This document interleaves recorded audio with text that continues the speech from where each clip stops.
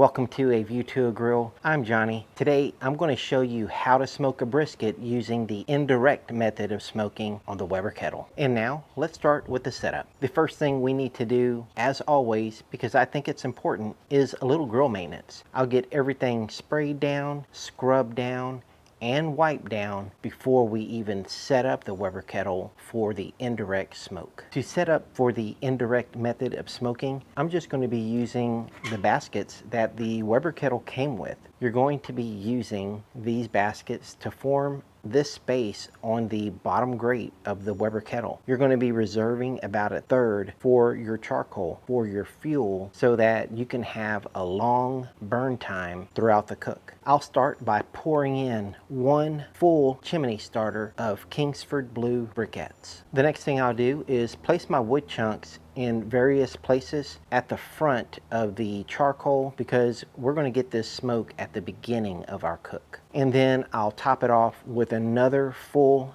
chimney starter of Kingsford briquettes. Now at the top of my bed of briquettes, I'm going to take out, 14, 16 briquettes, put them back into the Weber chimney starter, and that's where I'll place the lit charcoal later. Here's the space that I've reserved for my lit charcoal, and notice how I went all the way to the bottom of the grill grates. This is so that when we pour our lit charcoal in, there'll be less unlit charcoal making contact with the lit charcoal, and that's going to help us get to cleaner smoke faster.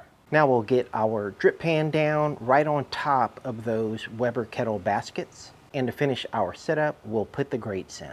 This setup is going to be perfect to smoke about a 14-pound brisket. And we'll just get the brisket trimmed and seasoned.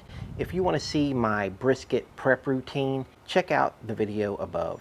And now, since everything is all set up, all we have to do is light up our briquettes. Once the briquettes have ashed over, it's time to put them in that space we reserved earlier. We'll get them all poured in and then just move them around a little bit just to make sure that the grates can sit right on top. For this setup, I like to use an aftermarket thermometer to get the most accurate temperature at grate level. Today, I'm using the ThermoWorks Signals thermometer. We'll just get that turned on and start bringing our Weber kettle up to temp. When we bring this up to temp, I'm going to start with the top vent wide open and the bottom vent wide open. Earlier when I was telling you about the space I reserved for the lit charcoal and how I went all the way to the bottom of the grate, this is why. Take a look at this. You can see that we're at 152 degrees, so we're nowhere near our target temperature of 275 degrees. What I want you to notice really is how little smoke is coming out of the top vent, because it's practically already burning clear. Because when we placed our lit charcoal in, if you imagine a triangle of space where our lit charcoal is, it's only hitting new charcoal on one side, because the top of that charcoal is hitting the sides of the Weber kettle, the bottom is hitting the grates, so it's only hitting one side of new charcoal. And that's what allows us to have pretty much clear smoke at the beginning of our cook. And I like to use this method with the slow and sear as well, because if you do this, you can practically put your meat on as you're bringing your pit up to temp. Our first vent adjustment is going to be at 220 degrees, and I'm going to leave the top vent right where it is and close the bottom vent to the third oval from the left. Our second vent adjustment is going to be at 240 degrees. Now I know that's 244, but just go with me. At 240 degrees, we're going to leave the top vent right where it is and then close the bottom vent to the second oval from the left. At 260 degrees, we'll make our third vent adjustment and our first adjustment to the top vent. And I'll just be closing the top vent by half. And we're going to leave the bottom vent right where it is. And at 270 degrees, I'll go ahead and plug in the internal temperature probe to the brisket. And then at 275 degrees, we have reached our target temperature, and I'm going to go ahead and put the brisket on and close the lid. And now let me show you that the vent adjustments are right where they were. The top vent is still closed by half and the bottom vent is right where it was as well. Now let's take a look at our graph. You can see here is where we put our brisket on. That's the temperature drop that you see. And then we just left the vents right where they were. And you can see here that we got as high as 186 degrees, which is 11 degrees above our target temperature. And the Weber kettle, just doing its thing, dropped all the way down to 269 degrees, which is 6 degrees below our target temperature. We never had to adjust the vents again, and sometimes things like that happen for you. And now the temperature is rising all the way back to 280 degrees, and we're doing pretty good today. So now it is time to spritz our brisket. First, let's take a look at it. I'm thinking it's looking pretty good. Love the color so far. The bark is just about set. Now today, when I'm spritzing my brisket, all I'm going to use is tap water right out of the faucet.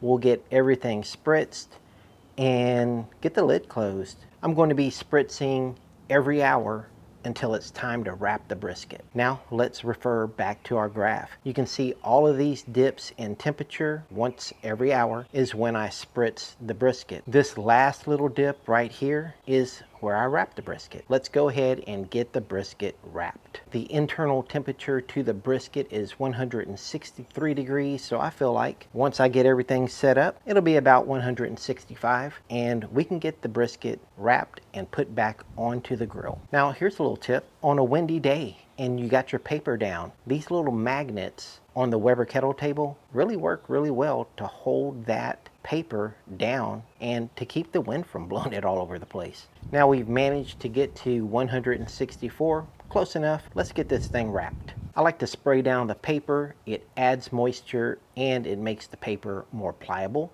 Now let's open the lid and get the brisket onto the paper. Now I'll just use my finger to help me remember where I had the thermometer plugged in so that when I wrap it, I can get it back into the same spot. So we'll get that plugged in again and just finish wrapping the brisket. Now I'll get it back onto the Weber kettle and just spritz the outside of the wrapper again. I just feel like the added moisture helps the brisket stay moist while it's cooking. Now here, what I'm doing is moving the thermometer in and out of the brisket. I'm looking for the coolest spot of the brisket, so that's where I can leave the thermometer. I had the camera on the temperature reading, but I forgot to hit record, and it happens. Now I have the thermometer probe right where I want it, so let's get it closed up and finish cooking the brisket. Once I have the brisket wrapped, I like to turn the heat up a little bit just so the brisket can cook a little faster. So even though we're in our target range, we're at 285 degrees, I'm going to open the top vent just to raise that temperature up. And I'm going to try to get in the 300 degree range. Now let's take a look at what happened on our graph.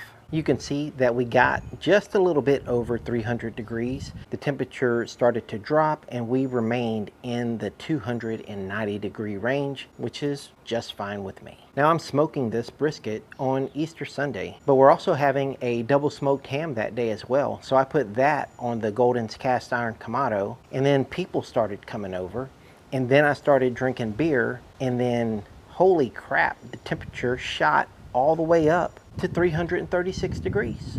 And that happens sometimes, right? It happens. Now luckily we were towards the end of the cook, and really that's not that high anyway. If it was getting up to 350, 375, then I would worry a little bit. But 336 degrees, no cause for alarm. For brisket, I like to start probing for tenderness at 200 degrees. So we've reached that temperature. Now let's probe for tenderness. I'm not paying attention to the temperature on my pen thermometer.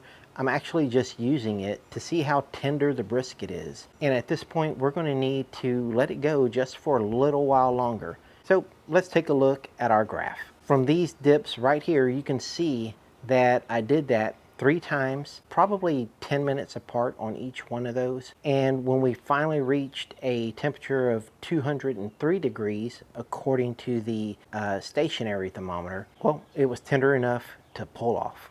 Now let's get the brisket out of the Weber kettle and into my chill chest, and that's where we're going to let it rest until it reaches an internal temperature of about 165 degrees. I also like to vent the brisket, so at this point I will open up the butcher's paper that we have the brisket wrapped in, and then close the lids to the chill chest and let it rest until it's about 165 degrees of internal temperature. I'll know it's at that temperature because I'm going to leave the internal temperature thermometer in the brisket. And you can see we've already had a little bit of carryover heat because now the thermometer is reading 204 degrees. We're at 165 degrees-ish. Let's cut open that brisket and take a look at that. Beautiful, juicy, very nice smoke ring. And I have hungry people here today, so I didn't have a lot of time for taste test. You can see here where I grab a little piece off the board. That was a delicious piece of brisket. And also, while I'm cutting my brisket, I have people stealing slices. What's wrong with these people? Can't I film a video around here? Now, if you haven't already subscribed to my channel, why not? Go ahead and subscribe now. Thank you for watching A View to a Grill. I'll see you guys next time. Take care, y'all.